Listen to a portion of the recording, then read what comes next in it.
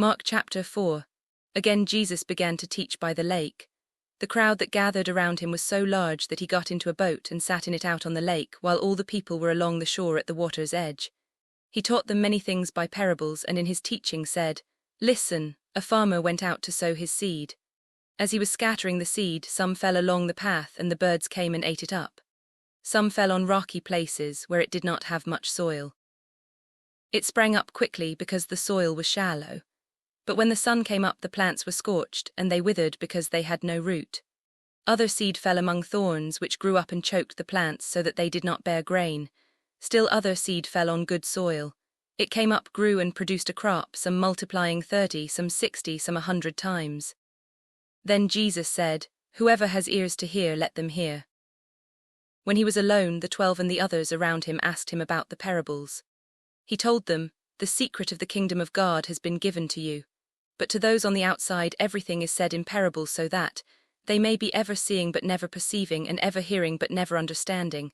Otherwise they might turn and be forgiven." Then Jesus said to them, "Don't you understand this parable? How then will you understand any parable? The farmer sows the word. Some people are like seed along the path where the word is sown. As soon as they hear it, Satan comes and takes away the word that was sown in them. Others, like seed sown on rocky places, hear the word and at once receive it with joy. But since they have no root, they last only a short time. When trouble or persecution comes because of the word, they quickly fall away.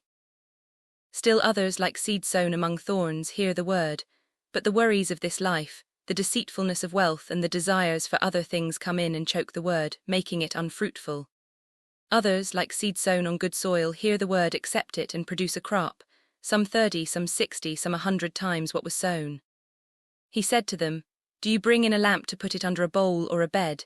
Instead, don't you put it on its stand? For whatever is hidden is meant to be disclosed, and whatever is concealed is meant to be brought out into the open. If anyone has ears to hear, let them hear. Consider carefully what you hear," he continued. "With the measure you use it will be measured to you, and even more. Whoever has will be given more, whoever does not have, even what they have will be taken from them." He also said, "This is what the kingdom of God is like. A man scatters seed on the ground. Night and day, whether he sleeps or gets up, the seed sprouts and grows, though he does not know how. All by itself the soil produces grain, first the stalk, then the head, then the full kernel in the head. As soon as the grain is ripe, he puts the sickle to it, because the harvest has come." Again he said, "What shall we say the kingdom of God is like, or what parable shall we use to describe it? It is like a mustard seed, which is the smallest of all seeds on earth. Yet when planted, it grows and becomes the largest of all garden plants, with such big branches that the birds can perch in its shade."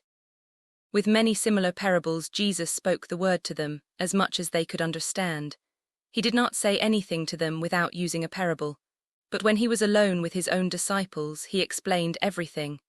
That day when evening came, he said to his disciples, "Let us go over to the other side." Leaving the crowd behind, they took him along just as he was in the boat. There were also other boats with him.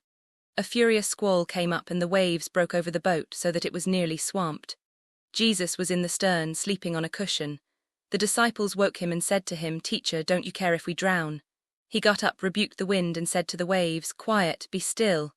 Then the wind died down and it was completely calm. He said to his disciples, "Why are you so afraid? Do you still have no faith?" They were terrified and asked each other, "Who is this? Even the wind and the waves obey him."